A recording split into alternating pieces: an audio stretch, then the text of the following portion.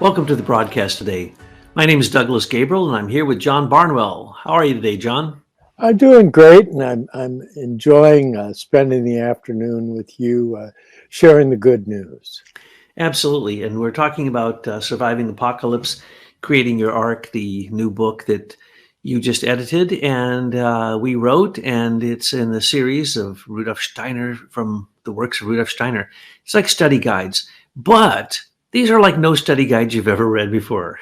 They are quite profound, to say the least, because actually I've never seen anyone pull together the deepest quotes of Rudolf Steiner on these, what Tyler calls hot topics, what people are asked about most, things that are the most pertinent to their life today, and where their most questions are and where their most concern is.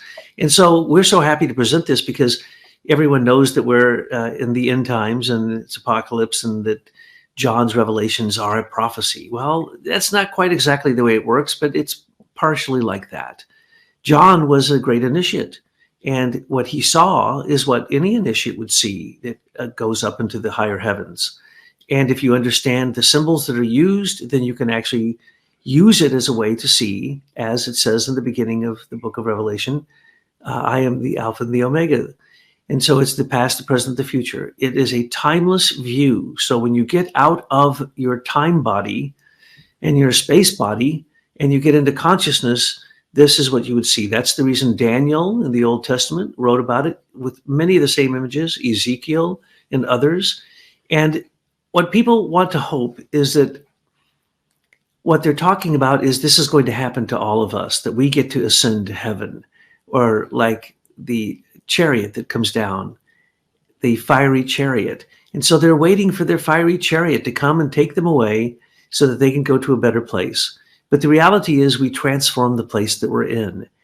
We transform the human atmosphere that we're in, not the mineral, plant, animal per se, but the human atmosphere that we're working on right now creates our future.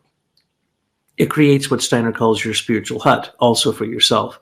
So if you're helping people and you're really being very, very positive, and you're looking at the end times all around you, you believe it's apocalypse and that the war of Armageddon is coming any minute, well, you're right. It is for some people. And for others, it's a welcome view of New Jerusalem descending from heaven, where they've been given a white tunic and they've been taken up to meet New Jerusalem descending, so that they, as a bride, each of us spiritual people, we are the bride, the Virgin Sophia, and we are meeting the Lamb, or the Lion of Judah, the Son of the Almighty, and we are wedding that being, which is really our higher self. And the waters of life come flowing out of New Jerusalem, and it's, of course, a very beautiful place, and there's no wants and there's no desires. Everything is fulfillment, and it's perfect. And the path getting there is the greatest victory story that I've ever read. And yet all you hear all over the place, from pulpits to the internet to every religious person that you know, talking about what's going to happen in relationship to the end times. And yet so many of them don't understand it, and you get a different view from everyone. So we are trying to explain what's in this book, Surviving the Apocalypse, Creating Your Ark. And creating the ark is something we've been talking about for 10 years now. And what we're saying is it's very simple, and what you need to do is focus on the good. So today, I want to focus on the good. And in a minute, I'm going to read you the promises of what you get to reap once you have been given the white tunic, or the radiant gown that you're given. And as soon as you're given this, then basically you start to get all the most wonderful gifts for basically not being the people who are in the in tribulation, not being the people who are in the war of Armageddon, not being the people who are in all of those horrifying prophecies of seals and trumpets and vials of wrath that you usually hear referred to when you talk about the apocalypse. We're going to today talk about the good part of it, and also what the future looks like, as also the outcome of what we're experiencing now in our time as an apocalypse itself.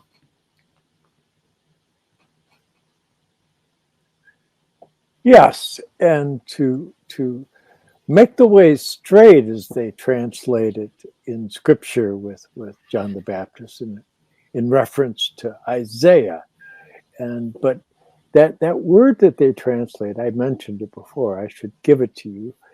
It's euthios, and they translate it as straight. And as I said in the previous episode, that Rudolf Steiner had said that it should be translated open, and that it's basically the idea, that gesture of openness. You open your heart.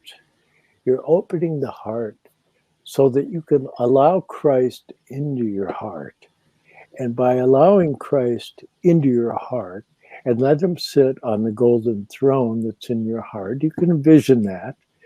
And it's helpful, because these types of imaginations can bring you into relationship with the divine spiritual beings that are working in service of Christ, and would really like nothing better than to get you to pay attention at least a few times a day, so that you can align yourself with that wonderful source of grace and love.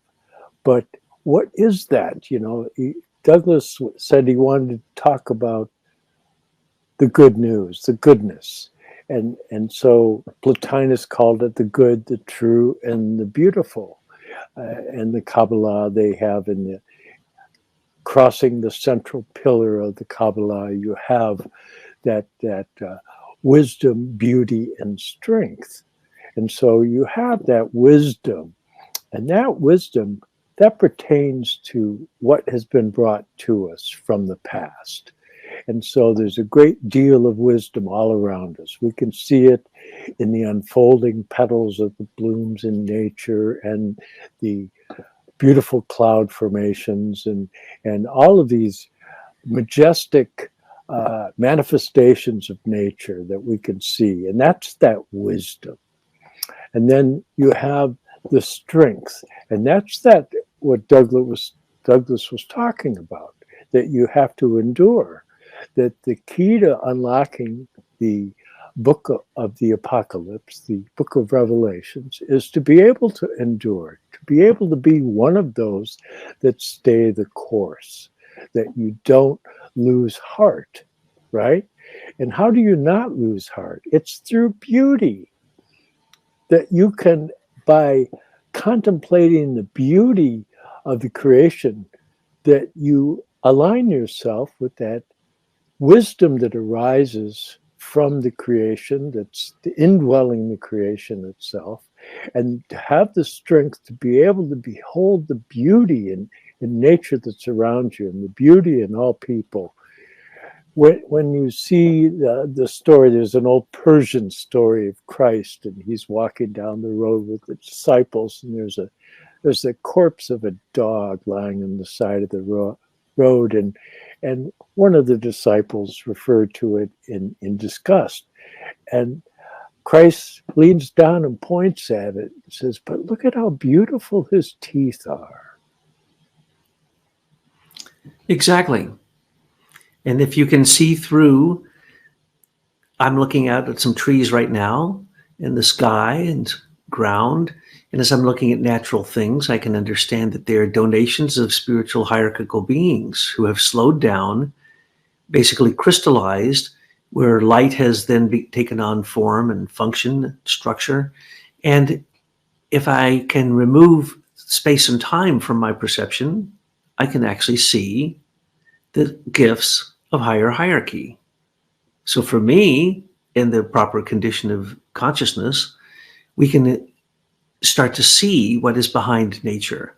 And that's the thing. What we need to see what's behind the book of Revelation. The book of Revelation is an apocalypse, means an uncovering of the soul. We all have that.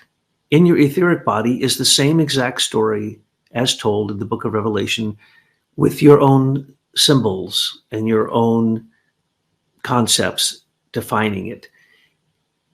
St. John and Daniel used the Hebrew tradition, and that's the reason they describe it in almost the same exact words.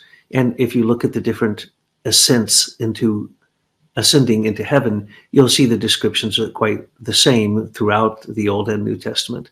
So what we have here is, can you look to the other side of Revelation and Apocalypse? When you say Apocalypse, people think of horrible things, but they don't understand. It's the greatest victory story I've ever read, and they forget to read to the end of the story, as John says. Read to the end. You can't believe the wonderful things. As a matter of fact, I decided I was going to read you. I went through the entire book of Revelation, and for the people who are chosen by the Son of God, who comes on a white cloud and has a sickle, and he says, it's time to reap the harvest. You're ripe. So for those who are ripe, and that your ripeness is determined by you and your own spiritual inner development and your relationship to the cosmic being of Christ, which is your higher self, that is specific to you. So your experience of Christ in the etheric, Christ on a cloud, a white cloud, is in fact up to your own spiritual development. When the time comes, you will be able to see him. And once that happens, then you're definitely convinced, and you realize that you've been given the white tunic, and you are one of the chosen. And you just hope you don't fall off the train before it gets to the conclusion, because the conclusion of this incredible story sounds like this: you are promised to the faithful, and the faithful, it means those who have the strength to endure, just as John just pointed out. You get hidden manna as food. In other words, you never have to worry about eating again. A white stone with your new name written on it, that means a foundation stone for building a spiritual being, building in the future Jupiter or in heaven. The power over nations. Great. I don't need the power over nations, but the point is, nations don't have power over me. And that's, you're given this gift that you are no longer worried about the evil that is sufficient unto the day thereof, as I said before. You're given the morning star. Well, that has many, many, many meanings to it. It's basically the reference to higher consciousness. Clothes of white raiment, we've talked about that. Your name is written in the book of life and cannot be erased. And your name is brought specifically before the throne of God. And you become a pillar in the temple of God. In other words, one of the virtuous pillars holding up the temple of wisdom. In the temple of God, this is an amazing gifts for those who endure, those who suffer through, those who have long suffering, those who are faithful. The name of God is written upon you. It's actually written right on your forehead, so no one can miss it. And so in the future, we're going to talk about that in a minute, you'll be able to look at somebody, and by the raiment that they're wearing, their aura, and by what's written on their forehead, you'll know whether they're a good person or not. And it'll be impossible to hide it the further we go into the future. And then you get New Jerusalem itself. And as I've described, nothing could be better. It's like paradise regained. It's like Eden renewed. The descriptions of New Jerusalem were only limited by the author who was writing them. In other words, it is a pure heaven, and you are given a reward that is simply part of your inheritance from the beginning, and you unite with your higher self in New Jerusalem. And then you're given a place on the throne beside God Almighty. All right, look, only the Son of God has gotten that in the past. If you endure the apocalypse, you are given a seat right next to God. Now, I'm sorry, you can't get any higher than that. There'll be no more hunger or thirst. There'll be living fountains of water. Of course, the rivers of life flow out from the tree of life, and the tree of life and the leaves of the tree are for the healing of the nations, and on and on and on. The descriptions go on and on and on. You'll have no more tears. God's name is on your forehead. You will be called to the marriage supper of the Lamb, and you're the bride, and you're going to marry the Lamb. You will live and reign with Christ 1,000 years. And that's the point. During all of this, there's 1,000 years of tribulation. The whole time, the people with the white raiment are with Christ. They're not enduring the tribulation or the vials of wrath. And we've talked about those vials of wrath before. And so you can look at them and say, okay, but personally, in my personal life, those things are not necessarily affecting me in a detrimental way, even though evil is attacking from all directions. You're given a new heaven and a new earth. In other words, what we were just talking about, your perception will see a new heaven and a new earth because you have received this blessing of being called as the harvest for during the apocalypse. So you're also given a new tabernacle. Well, that means that you're like the high priest or priestess, and you're conducting spiritual rituals. Christ will dwell with you, and that is in the end, in the seventh period, the future American period. Literally, Christ will be seen walking next to you if you have followed this path and you've endured it. And that's what is described in the book of Revelation, as well as in Steiner's amazing cosmology that we've been discussing so thoroughly lately in the release of these books. And there will be no more death, no more crying, no more suffering, no more pain, no more illness. All the things that hinder you from enlightenment right now will no longer exist. The river of the waters of life will be yours. The 12 fruits of the tree of life are yours, and you will see the face of God. Mind you, doesn't the Bible say no one's really looked upon the face of God? Somehow we will evolve to such a point that we can look upon the face of God sitting in the throne. And as you know, it's described as an unbearable, brilliant light filled with wisdom, love, compassion, truth and beauty and goodness, and all the things that John was also describing there. So those are what you get for enduring the apocalypse. So guess what? You can't endure, though. You can't get those rewards unless you endure it. So bring it on. That's what I say. Bring on the apocalypse. I'm ready. But I also know that the exact descriptions given by John were true in his day. Why? Because it has nothing to do with outer history. Outer history just keeps repeating cycles like a tessellating Julian set turning into a mandala set. It just repeats cycles. It doesn't mean that it was specifically right when you say the Whore of Babylon. Some say during John's time that was Rome. No. The Whore of Babylon's right here, right now. You can't get a better version of the Whore of Babylon than in America. And in the end, as we are harvested, remember, it's the wine.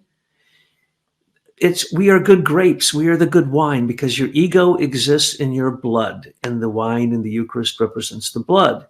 And with the other people, the bad people who are harvested, they're put in the wine press and their blood is shed because of their evil and burnt and destroyed, and there's no harvest from them. But if you have something to harvest, and this is the whole point, John, I made a reference to this, and it reminded me that we live in a symbiotic relationship with the spiritual world.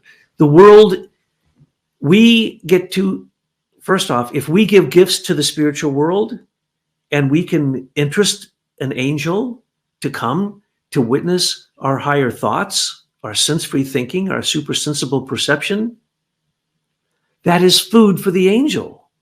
And at the same time, the angel turns around and basically, through a very complicated process, stimulates your pituitary gland to excrete pituitrin, and your nerves and your vascular system go into a higher modality of working. In other words, we feed the gods and the gods feed us. Well, here you have Christ in the book of Revelation. As I said, no one, I have never once heard a person make reference to that passage.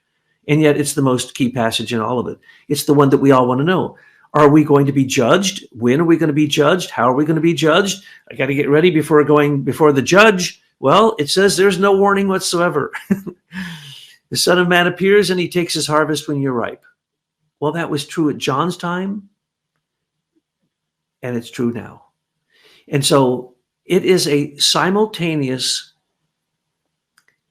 heterochrony.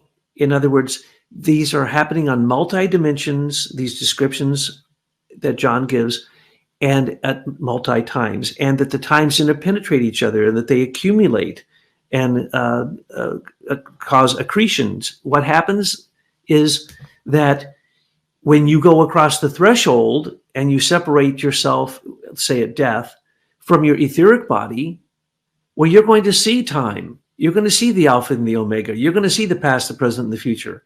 But the problem is you won't be able to control any of it.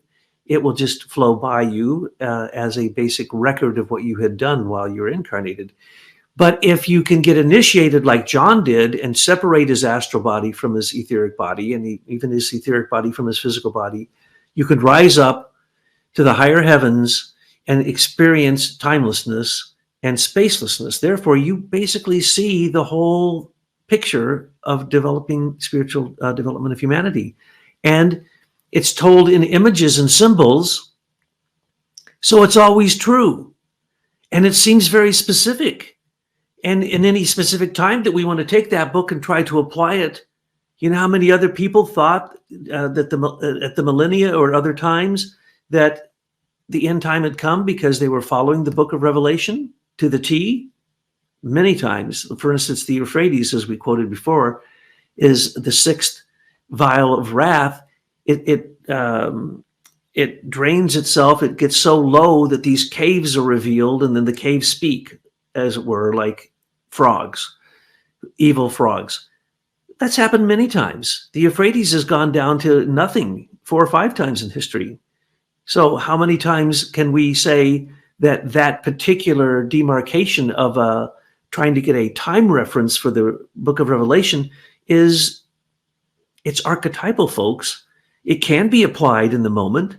One could, as we had laughed about before, many spiritual people have tried to say who Ahriman was incarnated. Many people have tried to say from the book of Revelation who the witness before the beast is, who the 2-horned beast is, who the 7-headed, 10-crowned, and by the way, I think I said that wrong the other day. I said 10-headed dragon, 7-headed dragon with 10 horns. They'll go into great descriptions. Those are the 10 continents. Those are the 10 nations. Those are the 10 kings. Why? Because it's archetypal. It can be applied anywhere at any time. And so that's why Rudolf Steiner, having clairvoyant vision going into the Akashic record, could look into the past and figure these things out and look into the future and use the same archetypes that are part of the same divine plan, this pendulum, as I like to call it, swinging back and or swinging down and up. You can know that at the 4th stage, this is going to happen. At the 5th stage, this is going to happen. At the 6th stage, this is going to happen. At the 7th stage, this is going to happen. So we're in the 5th. The 5th is when things go ripe. What happens after they go ripe? They go bad. And they fall to the ground. And that's where we're at, folks. And some of us are ripe and delicious, tasting for the angels and for Christ. And others of us are rotting on the vine or falling to the ground and or being eaten by birds or the other evils that are attacking this imaginary vineyard I'm speaking of. Yes. And, oftentimes people, when they hear a story, they want to hear the punchline. And probably the clearest statement regarding the punchline to this archetypal roadmap, because that's essentially what we're talking about here. The apocalyptic story is a roadmap. It's a roadmap of consciousness. But when you get to that 7th level of the roadmap, just like in the 7 stages of Christian initiation that Rudolf Steiner summarizes in several places, in the Paris lectures and in the Theosophy of the Rosicrucian and elsewhere. It's also found in my books, the Arcana of Light on the Path, Arcana of the Grail Angel, is that whole idea of that this proceeds in stages. And that's that 7-fold path of heterochrony that Douglas is describing, the interpenetrating dimensions of your being undergo a transformation when you open yourself to the influences of those dimensions. And, this can start to sound really, really complicated. And some people that consider themselves to be simple souls might think, oh, well, that's just too much for me. I can't follow. But you're already following it. If you're dwelling in your heart and you're becoming an unfolding being of love, then you're doing it. You don't necessarily have to have the intellectual map all worked out. You could just work with it as a kind of uh,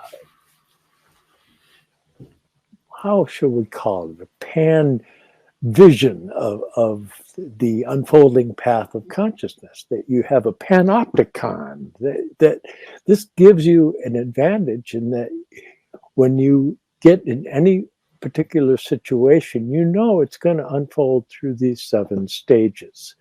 And it could be, you could refer it in reference to next week, next month, next year, your whole life, series of incarnations. You never incarnate more than 7 times as a man, for example. That's an occult law. And so you know that you're probably going to reincarnate as a woman in your next life. But if not, you can only go 7 incarnations. Now that's an occult law. Now you could say, well, why do I know that? Well, I know that because I read Rudolf Steiner, and as far as I can tell, he's got more going on than anybody else that I know of. So I'm paying attention very closely. And I don't want you to believe what I'm saying, but I would appreciate it if at least tried to understand what we're saying here. And that Rudolf Steiner said it's good to have a healthy suspension of disbelief. And that means to be able to be open, as it says, straighten the path, so to speak. And so in being open, one allows things to unfold. And you'd be surprised what your angel could bring you if you're receptive to it. And it's like the Albigensians, when they would have a meal, they would always have an extra chair just in case the master showed up.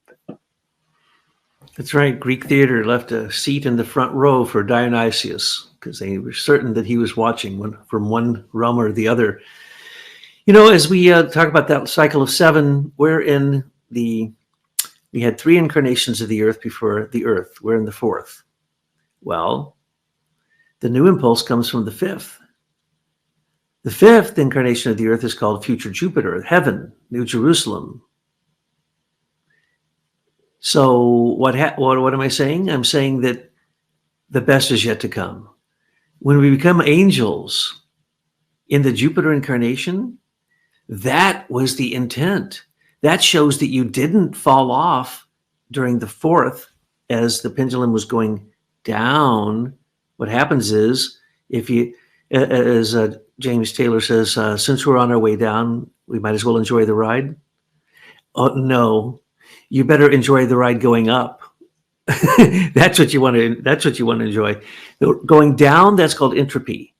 The mystery of Golgotha, the turning point of time. Then ectropy or extropy started, which means levity. So there was gravity going down, and now everything's been changed and we're going up, except for the people who don't choose to do so. They, during the earth, literally can go and create, instead of 7 stages, they can create an 8th sphere. And that 8th sphere is basically the slag, the dross, the unresolved, the fallen beings, the laggards, they're called, and many other names. So some people can end up in the 8th sphere instead of going on into being in Jupiter. And then during the 8th sphere, we try to redeem them, but the black magicians have such control over them in the far distant future that they won't have much chance to have freedom. This is the time, because now we're in the 5th. We had India, Persia, Egypt, Chaldea, Babylonia, Greco-Roman, Anglo-Germanic. We're in the 5th. So we are the ripened part of this 7-stage manifestation. We are the ripe ones. But as I said, some of people aren't ripe, and they're going to go bad, and they go to seed. But it doesn't mean that from the seed they can't be reborn again. So as we talk about this in the 5th, if we are the people who are the remnant that are going on, that are going to be the ones in the white tunics who are called and have all those wonderful gifts given to you, which means all you have to do is look on somebody's forehead. Do they have the name of Christ written there? Well, then they're fine. You may pass on. And guess what? As the earth is cracking open to your left and your right with earthquakes, you'll just keep walking. Everything will be fine. Just like with Lot and his wife, she turned around. She was told not to. Look what happened to her. She becomes a pillar of salt. And by the way, when John wrote the Apocalypse, he wrote it on the island of Patmos, and he wrote it in a cave. And it's very well known. And they built a monastery there. And there's a place that they said was his bed. And above the bed is a crack in the cave that looks as if there was an earthquake at some point that left this big crack in it. I know because I laid there. You weren't supposed to, but when everybody left, I laid down there. And I looked up and I went, well, look at that, right here. So the earthquake that he experienced as he was seeing some of these things probably did happen at the moment that he was having his revelation. And so as we now look at the future, are there going to be cataclysmic events? Yes, there are. As a matter of fact, here in the fifth, as long as you endure, you get all those wonderful things that we mentioned before, but you have to be awake and you have to be following the will of God. Now, how do you do that? Well, it changes. So you have to be quite awake. You have to be like the bridesmaids waiting for the groom. You have to be ready to go. But as we go into the sixth, the Anglo-Germanic one would say, okay, that still goes on for quite some time. And we think here in America, it should be like the Anglo-American because, we're so important. No, we're leading the pack into subnature through Ahriman and materialism. We are leading that.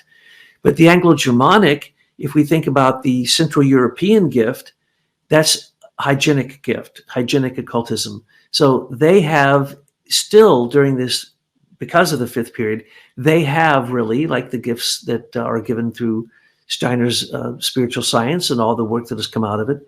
That is a gift from Central Europe. Here in America, only in the far future do we become spiritual, but also at the same time super spiritual and also super materialistic. And literally Steiner says that in the future American period, which again doesn't happen for quite some time. The one we're in now is 2,160 years. Then you go to the future Russian, that's 2,160 years. Then the future American, that's 2,160 years. So in the far future, what we will then see is we pass into the next cycle of 7. And then there's another cycle of 7 after that, 38,000 AD. That's when we're actually going to see the fruit of what it is that we're here to do. So the ripeness of those people now, you can see this in some people. They're like angels, I've met people where I just go, holy cow, their eyes are like looking into the blue sky. I feel a fresh breeze coming from them. They're emitting rays of love. You meet these people and you go, wow, okay. Matter of fact, I've wondered if some of them were actually real humans or these ones that are coming from Mercury, Venus, or Venus, Mercury, and Mars, the superhumans. So as we now in this age start to look forward to the future, some of us already have some of these characteristics that are going to happen in the future Russian age and future American age. But remember, after the fifth age, the sixth age isn't the seed of the future, and the seventh age is called lukewarm. And what did Christ say about lukewarm? I spit it from my mouth. Lukewarm is no good. Lukewarm is going backwards.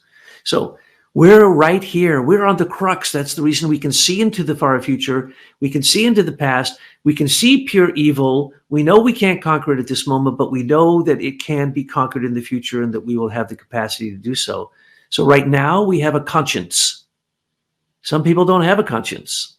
And if they didn't have a conscience, you wouldn't see Christ's name on their head. Why? Because they don't care about their actions. They don't care about karma. They don't care about love, and they don't understand that they're immortal. They have reincarnation. So what we have now is the chance to have some of these things from what Steiner calls the sixth period, the future Russian Slavic sixth period, happening right now. So don't be surprised when you hear this list, you go, but wait, some of those things are going on now in a very dynamic way. This list is 39 prophecies of Rudolf Steiner of what's going to happen after we reach the future Russian Slavic sixth period And if I was John Barnwell, I would give you the exact age of that, 3,574. Thank you very much for your lovely chart and book. So I never referred too much to the exact details before, so I'm so happy to be able to do that.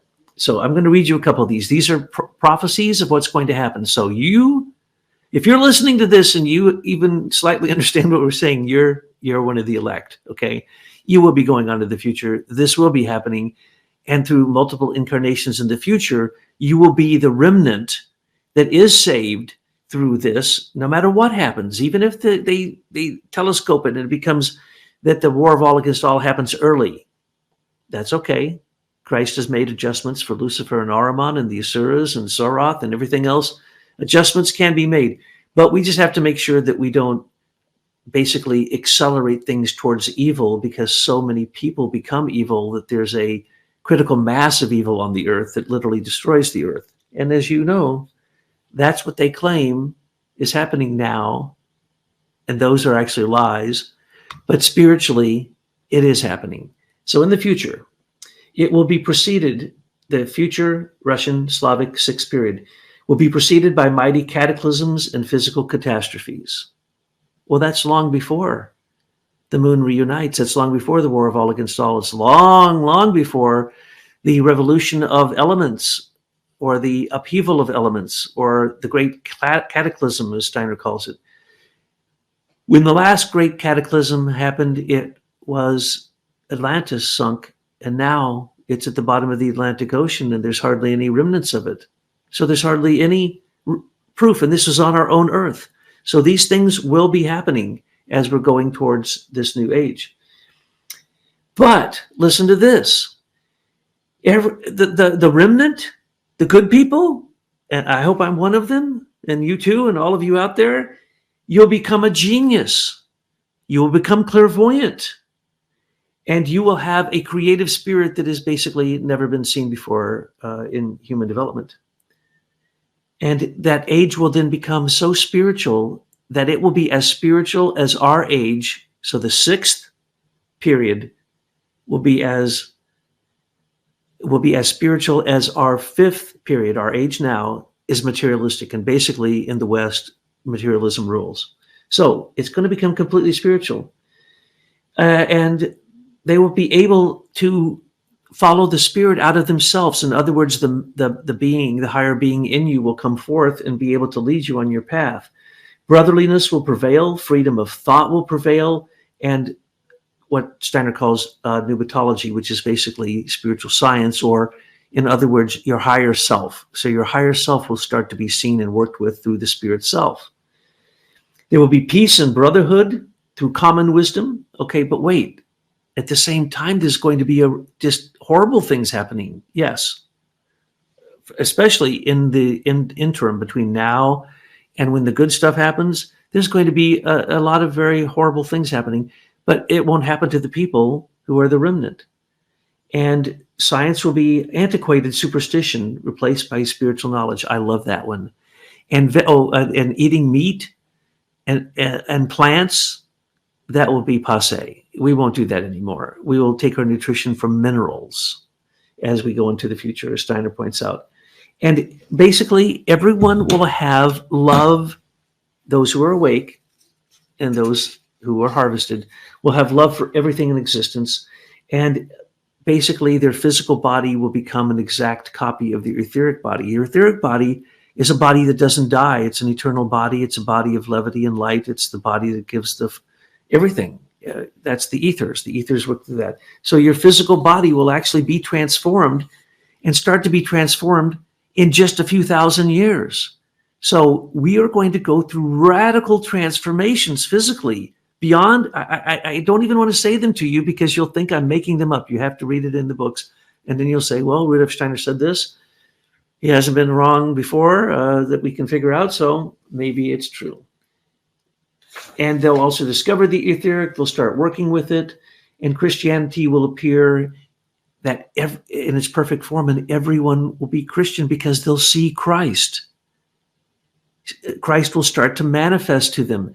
And so, as he said, in 1933 or 1930, Christ would start to appear to people in the etheric realm as his second coming. And then for the next 2,500 years, it will become ever more so. Well, why does he say that? Because after 2,500 years, it will be commonplace. If you're spiritual, you will know Christ is in the etheric because he redeemed it and is redeeming it. We'd have no life otherwise. So, and this goes on and on and on. So what I'm saying is we have a lot to look forward to. So people who hope that they get raptured so they don't have to face the apocalypse, that's not facing reality. You need to realize that you are raptured if you're raptured, and that every night when you go to sleep, when you see that being, I'll give you this challenge. You want a very difficult spiritual challenge? Stay awake as you fall asleep, and then come back and tell me what you experienced. You will experience Christ. And you might experience the Comte de Saint-Germain. You might experience Michael. You might experience Sophia. But if you are highly awake in all your bodies, you would experience Christ as not only the guardian of the threshold, but the Lord of karma. So every night when you go to sleep, you'd say, oh, thank you, Lord of karma, for showing me my sins, my faults, my inadequacies in my thinking and my feeling and my willing, in my ability to love and have compassion. Thank you for showing those to me so that I can improve them. So that happens every night. Well, that happens with the apocalypse. When I read the apocalypse, I close it and say, yeah, another day at the office. That's just what you should be experiencing now. And if you don't experience it now, then you're just not being awake and looking around. And that now, as you hear from many preachers, these things are happening in exact order, in exact ways. When I was a teenager, I was with all the evangelicals and these preachers, and they preached this stuff, and they were certain Armageddon was happening the next day. They were 100% certain. That was, 50 years ago. So it is happening, and that's the good news. The good news is, and the eternal gospel is, you have been saved by an immortal being becoming a human, conquering death, and then implanting that drop of etheric blood in your blood so that you can develop it. But the question is, will you develop it? And will you go into the future Russian period and the future American period where things start to become overripe and rotten and then become lukewarm and drop to the ground and die and go to seed? Or are you going to be that harvest that turns into all the fantastic things that are predicted here? So in essence, if we were to take all the promises made from Apocalypse, and if we were to understand what happens to us in the future according to Rudolf Steiner, then essentially that is you evolving into an angel, archangel, and an archai. And so if you have no reference to time in a timeline, and it's simply endurance, and if you have no reference to space because everything metamorphoses, and if you have no reference to consciousness anymore because you've gone out of earthly consciousness to your higher ego, to the Christ-and ego, to the zodiacal ego, then you are seeing what is being displayed every single night when you go to sleep, if you could stay awake and see your etheric body through the astral light. And what would you notice? Christ. Because whether you're awake and you do that consciously as an initiate, you're going to see Christ in the etheric. If you do it as some kind of gift or grace or mercy of heaven that you're able to see this, and if you saw it once, you'd only need to see it once. If you could see this, who would you see? Christ. And so what's the answer to survive? What's the answer to building the ark? Putting Christ on the throne of your heart and letting Christ be the Holy Grail that brings nourishment and light and love and everything you need to your ark, which is going to float on the flood because you're one of the remnant. You're one of those in the white tunic. You're one of those who was harvested.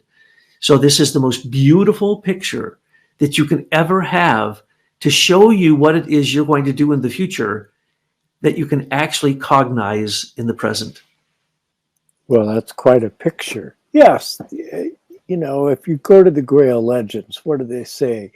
about the Knights of the Grail, that they're nourished by seeing the Grail, that they will not die if they've seen the Grail.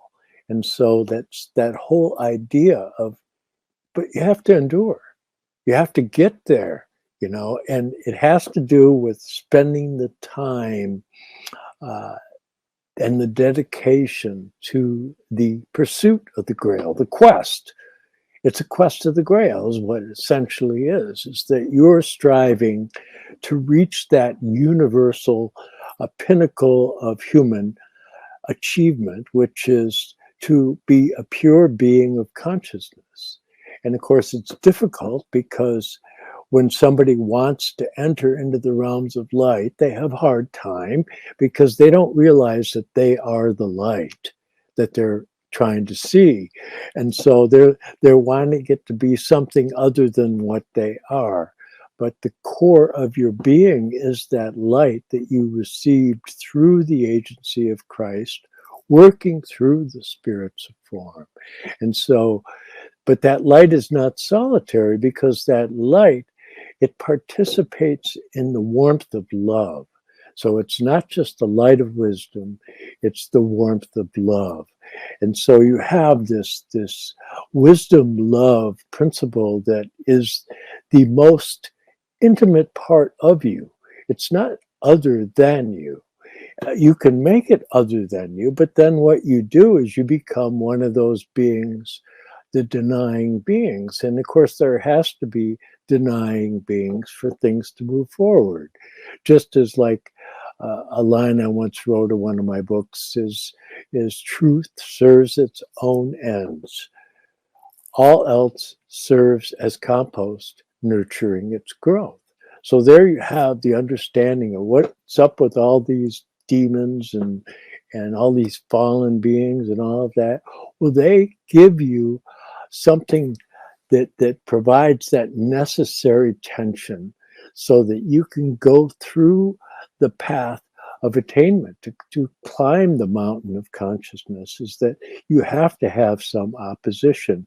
But how do you accomplish the goal of transforming your opposition? It's, as Manet said, through mildness, that you do it through love, that you allow it to take place. If you look at the people that were about to stone the woman because she was considered an impure woman and she'd sinned and all that. And what did Christ do? He went and he started drawing in the ground, right? So that says that there's an imprint that this is being recorded. We're keeping track of all this, that it's within the annals of karma. And then he looks up at them and he says, those of you who are without sin, cast the first stone. And of course, everybody had a realization that they're not perfect. And so nobody threw any stones. And so that's where we are. We're here. And what we want to do is we want to become the stone. We want to become the stone the builders rejected, right? It's the one that they didn't get when they first encountered it. It's something that's the real key, and it's the cornerstone of the temple of man. It's that on which the whole thing depends. And by having that foundation stone, it gives you a place to begin. But if you keep trying to disqualify yourself, then you never really get to begin because you're lost in fear or anger or one of the 7 deadly sins, or you're so distracted with everything that you lose your way. But what do? Get back on your horse. You get back on your horse. And what happens? You get back on your horse. It's about continuing. It's about being there for the duration of the drama, because you are the drama. And it's all going to take place around you, whether or not you want it to take place. So you might as well be in a lead role because you're at the center of your drama and you created it, and the things that happened to you are the result things that you've done in the past and the things that you'll meet in the future are the fruit of the actions of which you've done in the past and in the present. And it all continually rolls out. It's all for your benefit, and it's all good news. I love that image because, as we said, one of the things you receive for being one of the harvested is the white stone with your name written on it, which is, of course, the Holy Grail. It's your heart. It's the throne that we talk about that Christ should sit on. And when that happens, first off, in Masonry, they call that the perfect ashlar, but you start off with just a crude stone and you have to carve it until it is just absolutely perfect. And then once you get it and it's white, because why, it's pure and it's in your heart, then it has to transform and it becomes a dodecahedron, as Rudolf Steiner said. And interestingly enough, as I've said before, he predicted that the shape of the universe would be found to be a dodecahedron, and that is what the common accepted view from all the different types of ways that we can look at the universe have come up with. The universe is a dodecahedron. Well, when the cube is turned into a tesseract, it can become a dodecahedron. And when we as humans becoming angels, one of the great mysteries that is addressed in this book, and that's that the superhuman beings, our older brothers and sisters, are coming to us from Venus, Mercury, and Vulcan to help us. So there's these three stages of these superhuman beings who are coming. So to get through the apocalypse, Rudolf Steiner says, when you build your ark, you're building the receptacle, the grail, to hold what it is that these beings are bringing. So as all these demons, the beast, the dragon with 7 heads and 10 horns, the 2-horned beast, the witness before the beast, the Satan, Soroth, all these beings, all these evil beings, they are nothing compared to the other beings who are helping us. So right then, Christ in the etheric, having a Damascus event yourself, will be the answer for you to overcome the apocalypse, but the uncovering of the soul. But what happens for the rest of us is that we get inspirations now. And so Rudolf Steiner talks about these beings, and they're going to become ever more prevalent as time goes on, that we will commune with them and that they're here to help us. And then he makes one of the most bizarre statements that I don't know, literally I've never heard an anthroposophist besides our group discuss this. And that's that he says, well, whether I call it your guardian angel or your spirit self matters not. They're one and the same. And so if you really want to understand the future, you have to get out of the concept of time. So what I'm insinuating here, I'll try to explain a little better, is that when you were created by the spirits of form through Christ working through the realm of the spirits of form, the Elohim, there was a perfect version of you that was created. It was withheld next to the throne of God. And we don't ever get all of it down here at once because we aren't ready to receive the perfect model that has been created for us, the template, the Christ and ego, what I sometimes in the books call the great I am compared to the small I am. So I'm a small I am, but there's a great I am that's the template of Christ, who is an Elohim when he manifested that template. So therefore, when I evolve through being an angel, archangel, archai, I will move into the realm of the Elohim, and I will be creating as a co-creator other small I ams from nothingness. And that's the beauty of creation, that some things can come from nothingness into such magnificence. So these beings that are coming to teach us right now, these superhuman beings, are they our guardian angel and our folk spirit, an archangel? Are they the time spirit, Michael? Or are they our future angel, archangel, and archai of ourself that is awaiting us to receive it? And the only thing holding it up is time, space, and my little baby small I consciousness, which can't even understand getting up in the morning. I still have to sleep. We have to sleep a third of our life away because we're little tiny babies. We're little infants. We're toddlers in terms of the spiritual world. So if we now start to receive, whether it's our higher three egos, our spirit self, life spirit, spirit human, our three higher egos, or we start to receive the teachings of these superhuman beings from Venus, Mercury, and Vulcan, I don't know that there's a difference. But I am too small of a minded person. I don't have the supersensible organs to be able to quite figure that out. But that is what Steiner says and indicates. And if that's the case, folks, then all we have to do is conquer space, time, and consciousness, and we will receive the inheritance that is already waiting for us in the spiritual world, which is a tremendous bit of good news, especially as we look at the darkness that is promulgated out of the wrongful study of the apocalypse in St. John's book of Revelation. Yes. And as to what I can say to people that they're going, okay, now what? What should I do? Well, try and find somebody to confer with, or even better, if you could find 3 other people to get with, and then the 4 of you can find and expand and begin to build a spiritual community of like-minded people. They don't have to have a geographical proximity. They could be all over the world. I have people all over the world that I communicate with. But in fact, I have a meeting later on today with somebody has a group of 12 people that are doing meditative study of my second book, The Arcana of Light on the Path. So doing these types of things are really, really very good, because they give you, you could take baby steps towards becoming a whole person. And so we're in the intellectual soul, passed through the intellectual soul period from 747 BC to 1414 AD.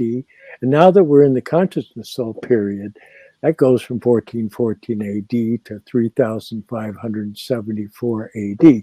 So there's plenty of time for you to stretch out your wings and transform that consciousness soul into the spiritual soul in preparation for receiving manas, which is the spirit self, which is your angelic nature.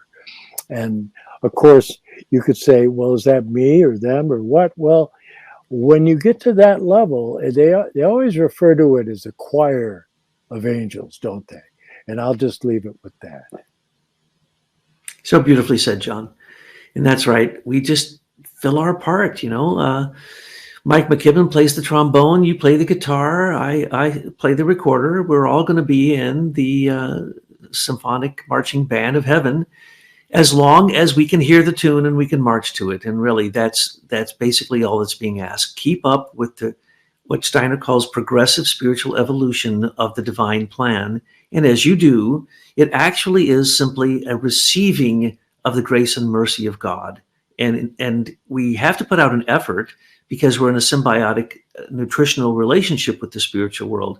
And we wish to get the heavenly dew, the nectar and ambrosia of the gods, or basically what Steiner calls moral imagination, moral inspiration, moral intuition. In other words, the Tibetans call it lights, harmonic, beautiful sounds, and the word of the divine.